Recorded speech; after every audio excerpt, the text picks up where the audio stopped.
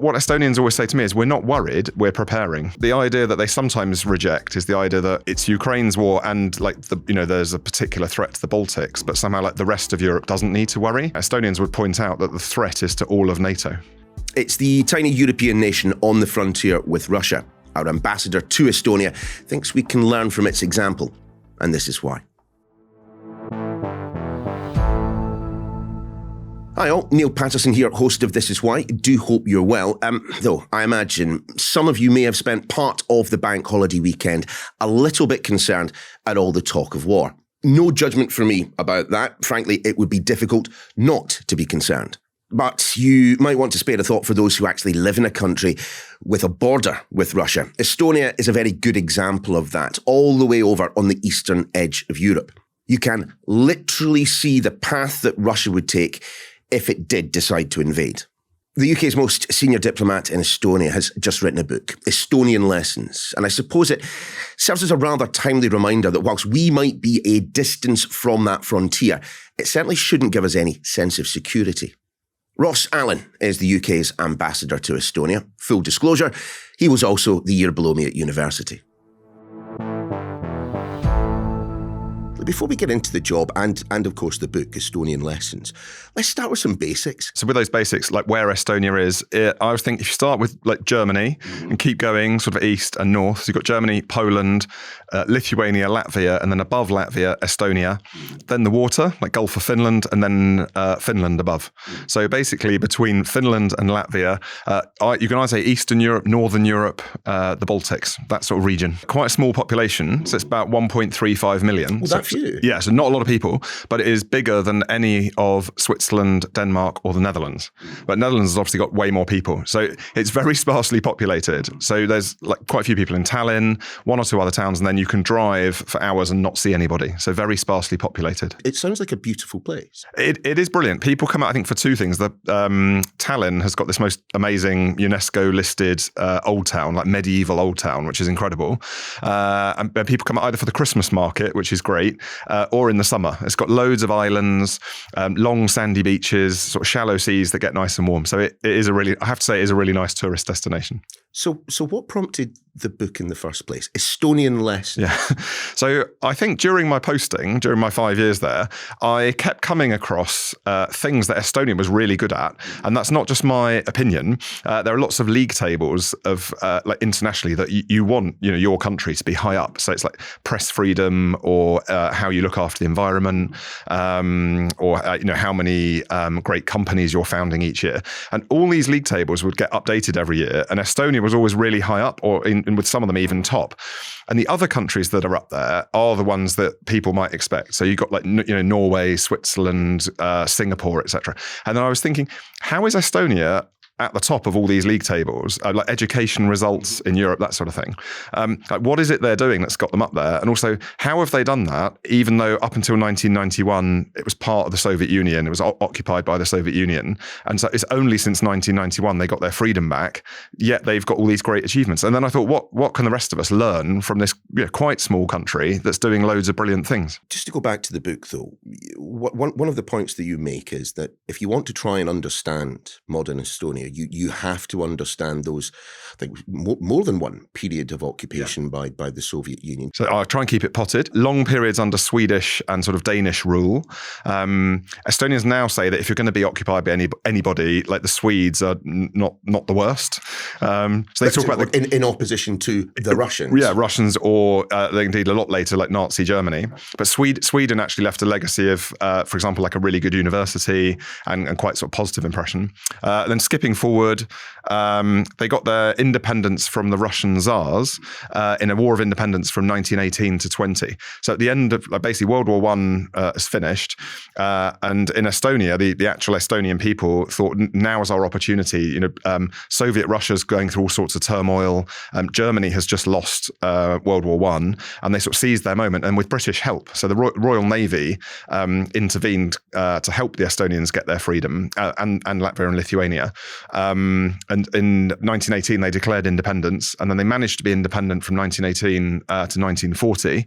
And then the World War II was terrible for Estonia. You had Soviet occupation again, then Nazi occupation, and then the Soviets came back in towards the end of World War II, and then a long period under Soviet occupation. What did that do to the country, politically, culturally?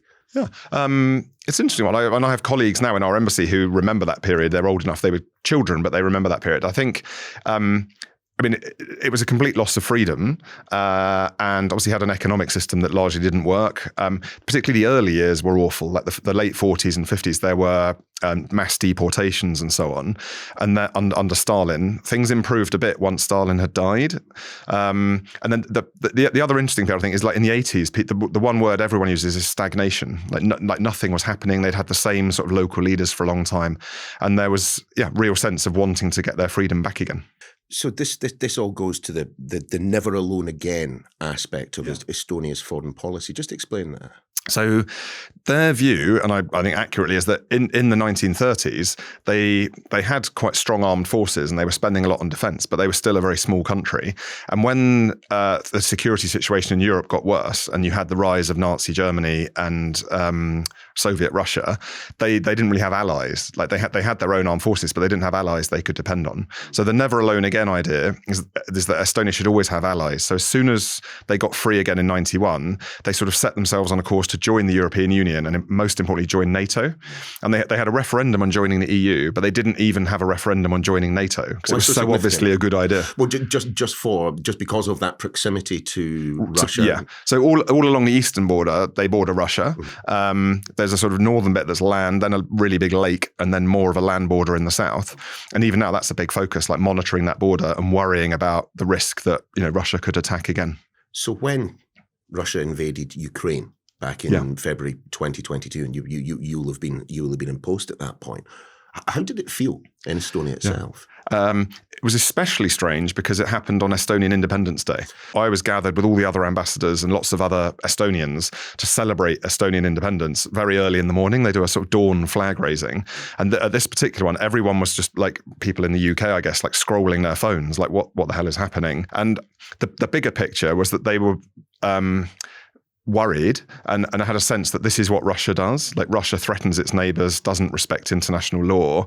The Estonians agreed with us in the run-up to that invasion that this was likely. There was a sort of debate at the time internationally, is Putin sort of crazy enough to invade Ukraine? And the Estonians didn't need any persuading. Like they understand Russia. They've been there next to Russia for a long time. To the extent that many Estonians at that point rushed to join up the Defence League. Yeah, which is so the Defence League is a sort of volunteer militia. It's a bit like being a reservist in the UK, but they have the Defence League locally. I think in the immediate aftermath of that invasion, I think an extra 5,500 people signed up. I think in the month following. And that's going out and doing military training regularly at the weekends and in the evenings and being prepared to defend the country if necessary. There is a word that you use in your book, and I'm going to totally mispronounce it here. Kaitsetahe. Very good. Yeah, well done. Well done. That is good. Say it properly and explain it. The will to defend. Yeah, kaitsetahe means will to defend. And I think that's actually an adaptation of a Ukrainian word. And when President Zelensky came to visit Estonia, they gave him a jumper, like a sort of military green pullover with kaitsetahe on it. And these instantly sold out. They became very popular. But it means, like will to defend. And they regularly poll the population in Estonia and to say what percentage of the population are prepared to fight to defend their country if necessary. And it's like 80% plus. Like it's a super high number. So would you describe this as a country that is on a permanent war footing? What Estonians always say to me is we're not worried, we're preparing. Right. There's a difference between worrying and preparing. They're just clear-eyed about the threat. Yeah, they're clear-eyed about the threat and they're practical people. They're very practical. And they're like, right, what do we need to do to prepare? How can we be more resilient? And how can we deter Russia? How can we boost deterrence? Do Estonians kind of see Ukraine's war as partly theirs then? And ours, like countries like the UK. So what the idea that they sometimes reject is the idea that it's Ukraine's war and like there's a particular threat to the Baltics, but somehow like the rest of Europe doesn't need to worry. And I think if I was an Estonian sat here, I would say the threat is also to Germany and France and the UK and other countries. And they would look at things like hybrid attacks. So this is things like sabotage or jamming GPS signals, cutting infrastructure. So there are lots of cables around the Baltic Sea sort of connecting different countries, and some of those have been damaged. But there have also been attacks in the UK. We've seen Russian directed attacks against the UK. And Estonians would point out that the threat is to all of NATO. NATO has a significant presence in and around the Baltics right now, and for obvious reasons. So what does NATO membership currently mean to Estonia? It's absolutely crucial. They, I think, see NATO as the absolute bedrock of their security. And there's a particular connection to us. The UK is the framework nation for the NATO presence in Estonia.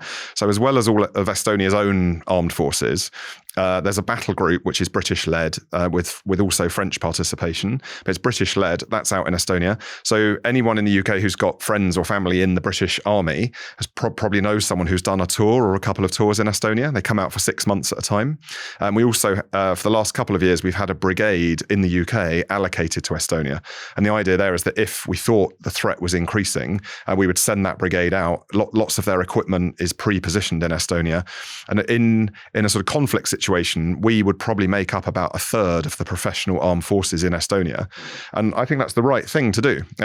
We're all part of NATO. We agree to defend each other. And they're the country on the front line, on the eastern flank. So it's right that we're there helping them. What changed after the invasion in 2022 in terms of NATO's plans for defending Estonia? In very broad terms, there was a plan before that invasion, which very broadly involved sort of falling back. You would concede some territory to advancing Russian forces, and then lots of forces from the UK, France, the US would come in, reinforce, and then retake that territory. What changed after what we saw in Ukraine was the idea that if you allowed that to happen, that would be already disastrous for Estonia. They'd have lost a lot of their territory and a lot of their population. And what we've seen in Ukraine, places like Bucha and other areas, is what Russian occupation actually means and how dreadful that is. So the new plan is, as you said, sort of defend every inch. So have troops and equipment much nearer the border, and also be prepared to take the fight to Russia. If you want to deter Russia, you have to say that if you attack Estonia or anywhere else in NATO, we won't just fight you on our own territory, we will take the fight to you. And that is much more of a deterrent. Just how significant then is Estonia's ability to defend itself to our ability to defend ourselves? Yeah. I think I'd picture it as like a team sport, a team effort. We're on the same team. I sometimes I have kids who are 10, 8 and 6, and they'll say to me, because we live in Estonia, they say to me, Daddy, what's going on with Russia and Ukraine, or what does NATO mean? And I say it to them like it's like, you're much stronger if you're a part of a club and you have friends or allies who are prepared to defend each other. So I think by having our soldiers in Estonia, we are helping keep the UK safe as well. We need everywhere in NATO to be equally strong and equally able to defend itself. But there is an aspect to the Estonian kind of defence policy, a kind of a whole society defence model, which we don't deploy here. At one point, you write about drone training for pupils. Yeah. There's a guy I know quite well who, in the last couple of years, his new project is basically drone training for sort of teenagers, and it's quite fun. Most teenagers, if you say to them, "Do you want to spend a day learning how to fly drones?" will say yes. And in school, they have lessons in national defence. So in a particular year group, everyone will be taught about national defence. They also have lessons, interestingly, in media literacy. They get taught, what they can trust in the media, when to sort of check with a second source, that sort of thing, like what you can and can't believe online, which I think is really good. I think that's fantastic. It's something that's desperately lacking in this country. Could the UK learn from that whole society defence model, or even ape it? We think of ourselves as an island nation, and we don't physically border Russia. We don't have a land border, so the challenges are a bit different. But I think there are aspects we're already trying to do. So that the government that I represent has plans to increase the number of cadets, to increase the number of reservists, and we've increased defence spending, and we're on a plan to increase defence spending further. So I think we are doing some of the things that we need to do. My own personal thing was becoming a reservist. So because of I don't think if I hadn't spent the last few years living in Estonia meeting lots of reservists, I probably wouldn't have ended up becoming one myself. But I did it partly, I think, to encourage other people, particularly my age. So if you're in your 40s or early 50s, you can join the reserves in the UK. More children doing cadets would be good. More adults joining our reserves, I think, would be good. I hope people will look into that. Of all the lessons in the book, then, what is the most important one for us in the UK to learn, particularly given the bulk of what we've been talking about, that Russian aggression on the eastern frontier? So I think freedom. So I while writing the book, I try to think what is the thing that connects all these other things that Estonia is good at. And I think because of having had in a lot of their history, their freedom taken away or been denied their freedom, the Estonians have this attitude of like, while they are free now, make the most of that freedom. And they use that freedom for things like, develop a really good education system, but also build up your armed forces to keep your freedom. And I think possibly because the UK, we've got this very different long history. I think I'm going to risk being an amateur historian, like 1066 may have been the last time we were sort of successfully invaded. Maybe we think differently, but I think we could maybe learn a little bit from them on like the value you place on freedom and then what you do with it. And maybe the sense of urgency, again, linked to the Russia threat. I think that sense of urgency and making the most of the freedom that we have. That's a lot for today. Do remember to get in touch with your thoughts on today's episode and indeed any suggestions you might have for future ones. Yesterday's on whether or not the UN is fit for purpose came directly from one of your suggestions. So we do read those emails. Why@sky.uk. We're back again tomorrow.